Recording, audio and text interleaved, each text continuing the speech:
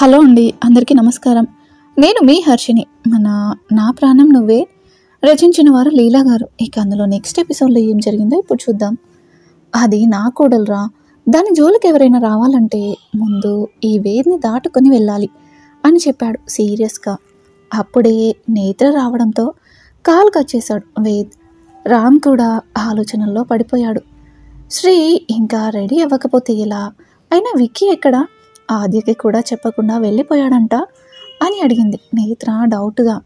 అదా, ఒక అతను వస్తున్నారు, సో అందుకే ఎయిర్పోర్ట్కి వెళ్ళాడు అని అన్నాడు వేద్ ఏదో ఆలోచిస్తూ. ఏంటో ఈ మధ్య నువ్వు నీ కొడుకు నాకు అర్థం కావడం లేదు అని అనుకుంటూ అక్కడి నుంచి వెళ్ళిపోయింది. వేద్ కూడా ఫ్రెష్ అయ్యి బయటకు వచ్చేసాడు. వేద్ విక్కీకి కాల్ చేసి, విక్కీ నేను ఎయిర్పోర్ట్కి వస్తున్నా, నువ్వు టెంపుల్కి రా, నువ్వు ఆద్య ప్రణీకి కాళ్ళు కడగాలి, చాలా కార్యక్రమాలు ఉన్నాయి అని అన్నాడు వేద్. అన్నయ్య ఒక హెల్ప్ చేస్తారా? ఆద్య స్థానంలో నా స్థానంలో మీరు నేత్ర కూర్చోండి అని అన్నాడు విక్కీ. విక్కీ ఏం మాట్లాడుతున్నావో నీకు అర్థమవుతుందా అని అడిగాడు వేద్ కోపంగా.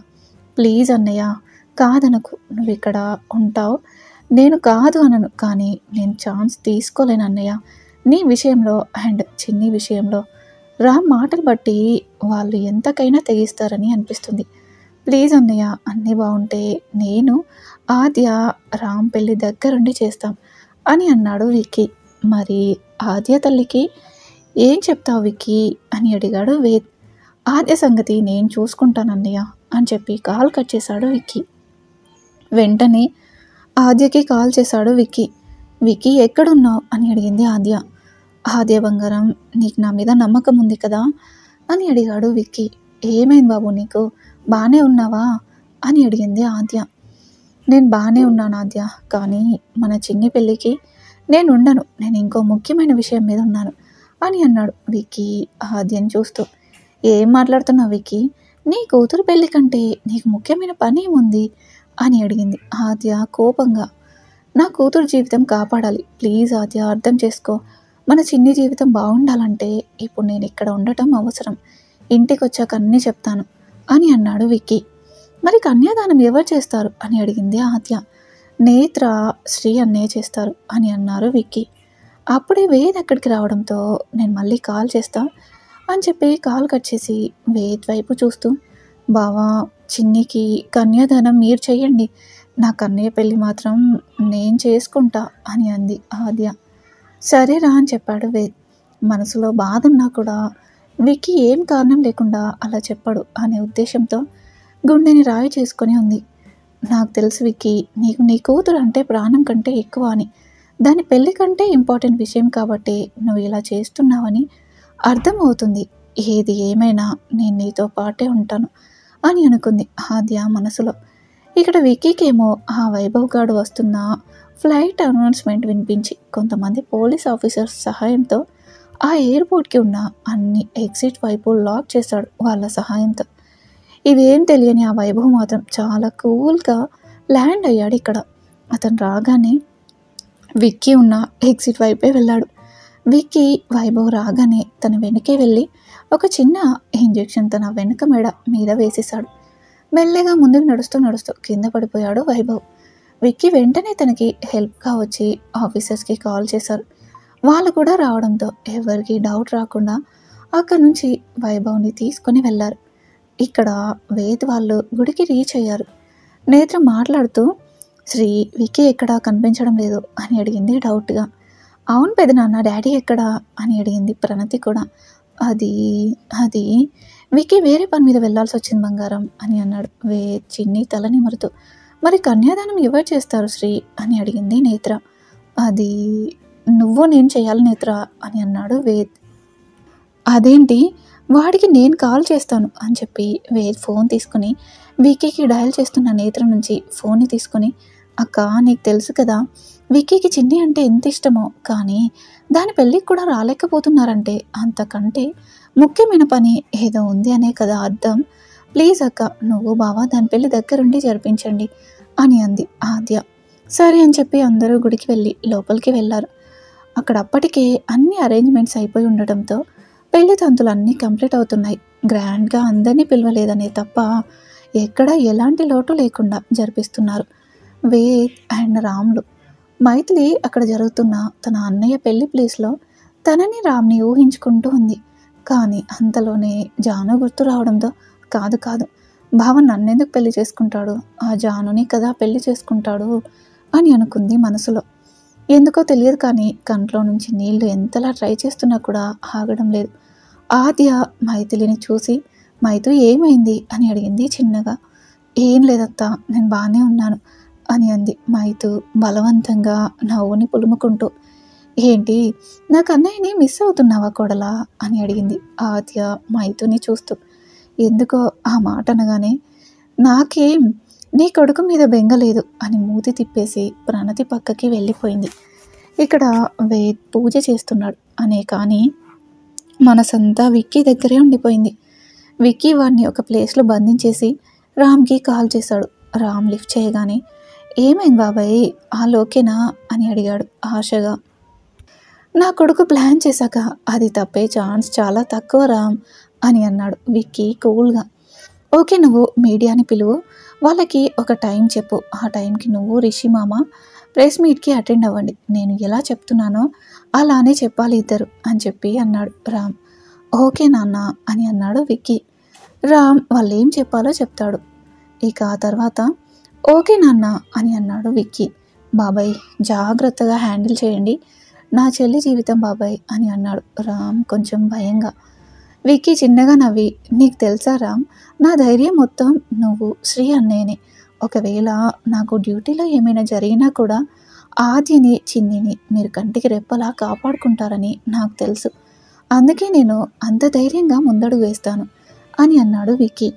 బాబాయ్ ఎప్పుడు అలాంటి మాటలు మాట్లాడకు, ఇంకోసారి మాట్లాడావనుకో ఆద్య పిన్ని దగ్గర నిన్ను ఇరికించేస్తా, ఎవరో అమ్మాయితో మాట్లాడుతున్నావని అని అన్నాడు రామ్. వామ్మో, అంత పని చేయకురా, మీ పిన్ని గురించి తెలీదు, పెళ్ళికి ముందు దాని లవ్ యాక్సెప్ట్ చేయలేదని పెళ్ళి తర్వాత ఆల్మోస్ట్ 1 year నాకు చుక్కలు చూపించింది అని అన్నాడు విక్కీ. అప్పట్లో ఆద్య తనని దూరం పెట్టిన విషయం తలుచుకుంటూ. బాబాయ్ మరి పిన్నితో అలానే ఉంటుంది అని చెప్పి కొంచెం సేపు మాట్లాడి మనసు కొంచెం ప్రశాంతంగా ఉండటంతో కాల్ కట్ చేసి వేయి చెప్పిన దాని గురించి ఆలోచించడం మొదలుపెట్టాడు. ఇక్కడ పెళ్లి తంతులన్నీ కంప్లీట్ చేసుకుని తిరిగి ఇంటికి చేరుకున్నారు అందరూ. మైతు పాప వాళ్ళని గుమ్మం దగ్గరే ఆపేసి హలో హలో ఏంటి ఊపుకుంటూ వచ్చేస్తున్నారు, ఇక్కడ కొత్త పెళ్ళయి వచ్చిన వాళ్ళకి కొన్ని నియమాలు ఉన్నాయి, వాటిని కంప్లీట్ చేసి అప్పుడు లోపలికి అడుగు పెట్టవలసిందిగా మనవి అని చెప్పింది మైతు పాప. మైథిలి చెప్పిన తీరుకు అందరూ నవ్వుతూ చూస్తూ ఉన్నారు.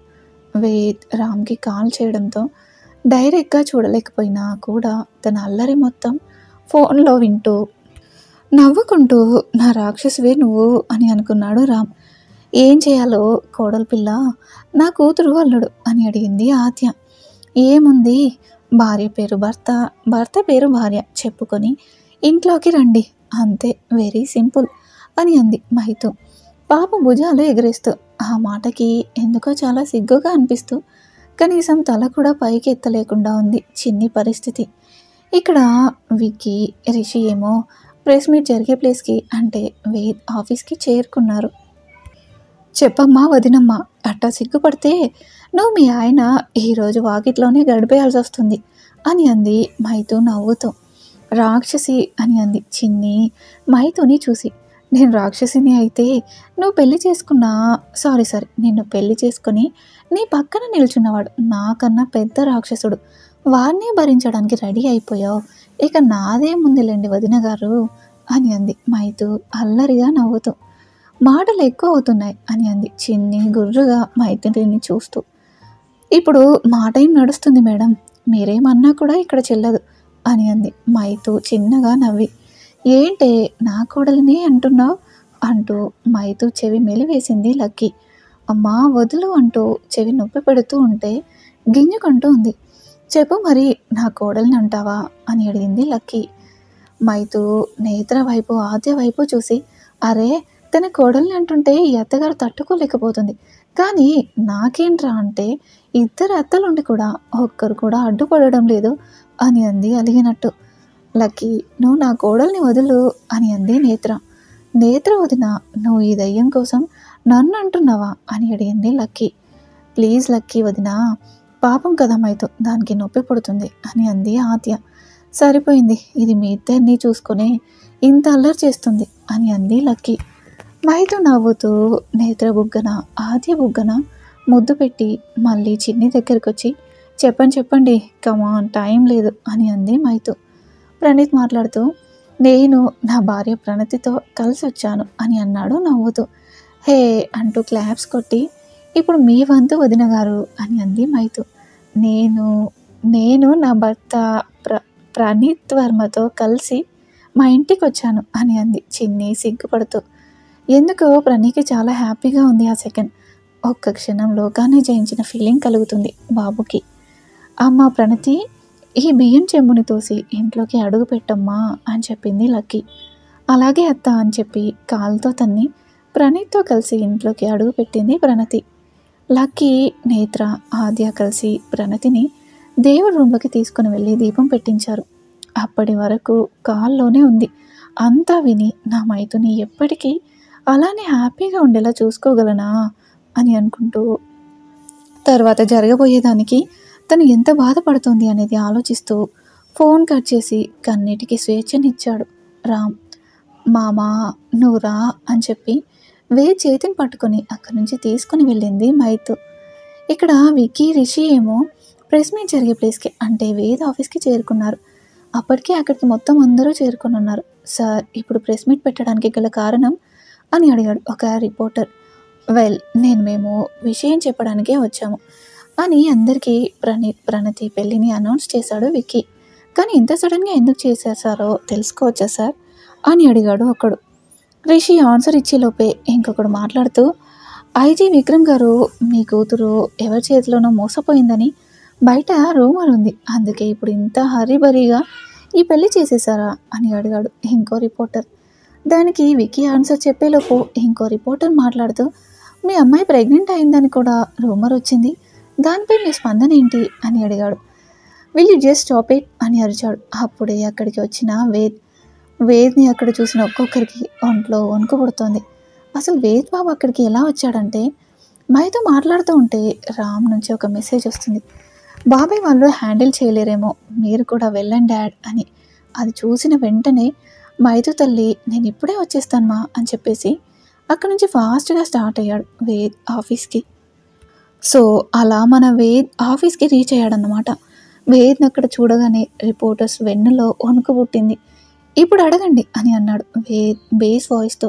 అది సార్, అది మీ తమ్ముడు కూతురు అంటున్నా వాడి మూతి పళ్ళు రాలగొట్టాడు వేద్. నా కూతురు కూడా అని అన్నాడు వేద్. అదే సార్, ఆవిడ మీద నింద పడింది అనే కదా ఇంత సడన్గా పెళ్లి చేస్తున్నారు అని అన్నాడు కొంచెం భయంగానే. అయినా మా పిల్లల పెళ్ళిళ్ళు మాకు నచ్చినప్పుడు చేసుకుంటాం, అంతేగాని ఏవో రూమర్స్ వల్ల కాదు. అండ్ ఇంకొకడు ఏం కూసాడు, నా కూతురు గర్భవతి అని. షో మీ దగ్గర ప్రూఫ్స్ ఏమైనా ఉన్నాయా, షో మీద ప్రూఫ్స్ అని అడిగాడు వేద్ చెయ్యి ముందుకు చాపి. వాళ్ళు ఒకరి ముఖాలు ఒకరు చూసుకున్నారు. వేద్ అడిగిన దానికి ఏం లేవా అని అడిగాడు వేద్ సైడ్ స్మైల్ ఇస్తూ. వాళ్ళు తల దించుకొని ఉన్నారు, వాళ్ళ దగ్గర సమాధానాలు లేక. చూడండి, మీడియా అంటే అర్థం నిజాన్ని ఉన్నట్టు చెప్పడం, అంతేకాని ఇలా రూమర్స్ని స్ప్రెడ్ చేయడానికి కాదు అని వాళ్ళకి కొంచెం గడ్డి పెట్టి అక్కడి నుంచి పంపించేసి రిషి అండ్ విక్కీ వైపు చూశాడు. అన్నయ్య, అసలు వాళ్ళు మాకు మాట్లాడే అవకాశం కూడా ఇవ్వలేదు అని అన్నాడు విక్కీ వేద్ని చూస్తూ. సరే కానీ ముందు పదండి విక్కీ, నువ్వు ఇంటికి వెళ్ళు, నేను రిషి ఒక చిన్న పని ఉంది అది చూసుకొని వస్తాం అని చెప్పి అక్కడి నుంచి రిషిని తీసుకొని తన కార్లో స్టార్ట్ అయ్యాడు వేద్. విక్కీ ఏమో తన కార్లో స్టార్ట్ అయ్యాడు ఇంటికి రామ్ దగ్గర. ఆ రోజు నైట్ మొత్తం హోటల్లోనే స్టే చేసి నెక్స్ట్ డే అక్కడి నుంచి డైరెక్ట్గా ఆఫీస్కి చేరుకున్నాడు రామ్. వెళ్ళగానే ఆఫీస్ మొత్తం గందరగోళంగా చేసేస్తున్నాడు రామ్. బాబోయ్, ఈరోజు ఎవరికి మూడిందో, రామ్ సార్ చాలా అంటే చాలా చాలా కోపంగా ఉన్నారు అని అన్నారు అక్కడే ఉన్న ఒక స్టాఫ్ మెంబర్. ఇంకొకడు, బ్రో ఈరోజు ఇంకా జాను మేడం రాలేదు చూసావా అని అడిగాడు అతను గుసగుసగా. అయితే దీనికి సంబంధం ఏంటి అని అడిగాడు ఇంకొకడు. సార్ అందుకే కోపంగా ఉన్నారనుకుంటా అన్నాడు వాడు.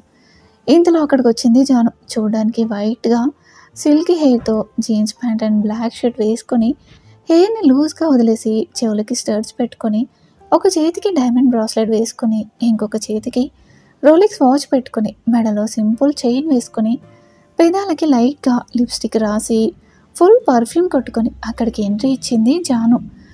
జాను అక్కడికి వచ్చి బయట నిలబడి ఉన్న వాళ్ళని చూసి ఏమైంది, ఎందుకు అందరూ ఇలా బయట నిల్చున్నారు అని అడిగింది నవ్వుతూ. వాళ్ళు రామ్ సార్ లోపల చాలా కోపంగా ఉన్నారు మేడం, మాకు చాలా భయం వేస్తుంది, లోపలికి వెళ్ళాలి అంటే అని చెప్పారు అందరూ కలిసి. జాను హో ఇంతేనా, సరే అని చెప్పి అక్కడి నుంచి లోపలికి వెళ్ళింది వయ్యారంగా. లోపలికి వెళ్ళిన జాను తన ఆఫీస్ పరిస్థితి చూసి ఒక్కసారిగా షాక్ అయింది. బావా ఏమైంది అని అడిగింది జాను కంగారుగా. ఏం లేదు జాను, నేను మోసపోయాను అని అన్నాడు రామ్ కోపంగా. ఏమైంది బావా, నువ్వు మోసపోవడం ఏంటి అని అడిగింది షాకింగ్గా. అవును, చాలా ఘోరంగా మోసపోయాను. చిన్నప్పటి నుంచి ఆ మైథిలినే నా సర్వస్వం అనుకున్నాను, కానీ నన్ను మోసం చేస్తుంది ఆ మైథిలి. అది నన్ను ప్రేమిస్తుంది అనుకుంటే నా డబ్బును మాత్రమే ప్రేమిస్తుంది అని అన్నాడు రామ్ హోరగా జానుని చూస్తూ. జాను తన ఆనందంలో తను ఉంది, రామ్ చూడటం గమనించలేదు. ఇప్పుడు ఏం చేస్తావు బావా అని అడిగింది జాను రామ్ని చూస్తూ. చేస్తా, ఏం చేస్తే దానికి బుద్ధి వస్తుందో అదే చేస్తా అని చెప్పేసి ప్రేమ్ క్యాబిన్లోకి వెళ్ళిపోయాడు. జాను కూడా పిచ్చ హ్యాపీతో అక్కడి నుంచి తన క్యాబిన్లోకి వెళ్ళి ప్రియాకి కాల్ చేసింది. ఇక్కడ రామ్కి ఎందుకో చాలా బాధగా ఉంది, అనవసరంగా మైథిని అన్ని మాటలు అన్నందుకు. రామ్ చెప్పింది మొత్తం ప్రియాకి చెప్పింది జాను. అంతా విన్న ప్రియ జానుతో మాట్లాడుతూ, జాను బావని నువ్వు దక్కించుకోవడానికి మంచి అవకాశం వచ్చింది, దీన్ని పాడు చేసుకోకు సరేనా, ఎలా అయినా ఇంకా ఇంకా ద్వేషం పెంచు బావకి ఆ మైథిలి మీద. అమ్మ ఆ విషయం గురించి నువ్వేం ఆలోచించకు, బావని నా వలలో ఎలా పడేయాలో నేను చూసుకుంటాను అని అంది జాను. సరే సరే కానీ ఉండు, ఆ వైభవ్ గడికి కాల్ చేసి విషయం ఎంతవరకు వచ్చిందో చూడాలి అని చెప్పేసి కాల్ కట్ చేసేసింది ప్రియ. జాను మాత్రం నవ్వుకుంటూ, ఒక్కసారి నాకు బావకి పెళ్ళవ్వని మైథిలి అక్క, నీకు బ్రతికుండగా నేను నరకం అంటే ఏంటో చూపిస్తాను అని అనుకుని బావా అని తిప్పుకుంటూ రామ్ దగ్గరికి వెళ్ళింది జాను. అప్పటి వరకు డోర్ దగ్గరే ఉండి జాను ప్రియ మాటలు వింటూ కోపంతో రగిలిపోతున్న రామ్ తన కోపాన్ని కంట్రోల్ చేసుకుంటూ ఏదో ఆలోచిస్తున్నట్టు యాక్టింగ్ చేయడం స్టార్ట్ చేశాడు రామ్. బావా బావా ఏం ఆలోచిస్తున్నావు అంతలా, ఇంకా మైతు అక్క గురించేనా అని అడిగింది జాను అమాయకంగా. చిచి దానికోసం ఎవరు ఆలోచిస్తారు, నేను ఇంకో విషయం గురించి ఆలోచిస్తున్నా అని అన్నాడు రామ్. ఏంటి బావా అది అని అడిగింది జాను. అదా ఏం లేదు జాను, నేను ఒకటి అడగాలి అనుకుంటున్నా, కాదనవు కదా అని అడిగాడు రామ్. ఏంటి బావా అది అని అడిగింది జాను డౌట్గా. అది అది నన్ను పెళ్లి చేసుకుంటావా జాను అని అడిగాడు రామ్ జాను చేతిని తన చేతిలోకి తీసుకొని. ఏంటి బావా నువ్వు అనేది, నువ్వు నన్ను నిజంగా పెళ్లి చేసుకుంటావా అని అడిగింది మెరిసే కళ్ళతో. అవును జాను, నేను నిన్ను పెళ్లి చేసుకుందాం అనుకుంటున్నా, అది నీకు ప్రియాతకి ప్రేమమ్మకి ఇష్టమైతేనే అని అన్నాడు రామ్. బావా నిజంగా అంటున్నావు కదా, జోక్ అయితే కాదు కదా అని అడిగింది జాను ఇంకా నమ్మశక్యం కాకుండా. నిజంగా జాను, నిజంగానే అడుగుతున్నా, నువ్వు నన్ను పెళ్లి చేసుకుంటావా అని అడిగాడు రామ్. నేను నిన్ను పెళ్లి చేసుకుంటాను బావా, ఐ లవ్ యూ అని చెప్పి రామ్ని హగ్ చేసుకుంది జాను. రామ్కి జాను ఒక్కసారిగా హగ్ చేసుకోగానే ఒళ్ళంతా తేలు జర్రులు పాకుతున్న ఫీలింగ్ వచ్చింది, కానీ అవి ఏం బయటకు కనిపించకుండా కవర్ చేస్తూ థ్యాంక్స్ జాను, థ్యాంక్ యూ సో మచ్ అని చెప్పి అక్కడి నుంచి వెళ్ళిపోయాడు. జాను ఏమో ప్రియాకి కాల్ చేసి విషయం చెప్పింది. అంతా విన్న ప్రియాకి ఎందుకో డౌట్ వచ్చింది, కానీ రామ్ ఒక్కోసారి కోపంలో ఎలాంటి నిర్ణయం తీసుకుంటాడో వాడికే తెలీదు అని ఎప్పుడో చెప్పిన ప్రేమ మాటలు గుర్తు చేసుకుంటూ లైట్ తీసుకుంది ప్రియ. కానీ అదే దాన్ని కొంప ముంచుతుందని ఆ రోజు తెలుసుకోలేకపోయింది పాప. రామ్ బయటకు వచ్చి వేద్కి కాల్ చేశాడు. వేద్ ఫోన్ లిఫ్ట్ చేయగానే డాడ్ ప్లాన్ సక్సెస్ అని అన్నాడు సైడ్ స్మైల్ ఇస్తూ. వెల్డన్ రామ్, త్వరగా వాళ్ళని ప్రేమ్ని తీసుకొని ఇండియా వచ్చే, మిగతా కథ ఇక్కడి నుంచి నడిపిద్దాం అని అన్నాడు వేద్ ఏదో ఆలోచిస్తూ. ఓకే డాడ్, కానీ ఒకటే బాధ, ఇప్పటి వరకు అనుభవించిన దానికి 1000 రెట్లు బాధ ఇప్పటి నుంచి నా మైతో అనుభవించాల్సి వస్తుంది, అదే నాకు బాధగా ఉంది డాడ్ అని అన్నాడు రామ్. కానీ ఏం చేయలేం రామ్, తన కోసమే కదా నువ్వు ఇదంతా రిస్క్ చేసి మరి ఆ జానుని పెళ్లి చేసుకుంటున్నావు, మరి కొన్ని రోజులు మైతో తల్లి బాధపడక తప్పదు అని అన్నాడు వేద్. సరే డాడ్, నేను అమ్మకి కాల్ చేసి ఈ విషయం చెప్తాను అని అన్నాడు రామ్. అప్పుడే వద్దు రామ్, ఒక 2-3 డేస్ ఆగి కాల్ చెయ్యి. ఇప్పుడే అనుకునే పరిస్థితుల్లో చిన్ని పెళ్ళి జరగాల్సి వచ్చింది. నువ్వు ఇప్పుడు చెప్తే మీ అమ్మ తట్టుకోలేదు అని అన్నాడు వేద్. అలా అంటారా? సరే డాడ్, మైథుని కూడా ఈ 2 డేస్ హ్యాపీగా ఉండనిద్దాం అని అన్నాడు రామ్. అలాగే అని చెప్పి కొంచెంసేపు మాట్లాడుకొని జాను రావడంతో కాల్ కట్ చేశాడు రామ్. జాను రాగానే ఇద్దరు అక్కడి నుంచి ఇంటికి స్టార్ట్ అయ్యారు. ఇంకా తర్వాత ఏం జరుగుతుందో, వీళ్ళు ఏం చేసి జానుకి బుద్ధి చెప్తారనేది నెక్స్ట్ ఎపిసోడ్లో చూద్దాం. ఈరోజు ఎపిసోడ్పై మీ అభిప్రాయాన్ని తెలియజేయండి. అలాగే మరిన్ని స్టోరీస్ కోసం ప్లీజ్ మా ఛానల్ని తప్పకుండా సబ్స్క్రైబ్ చేసుకోండి.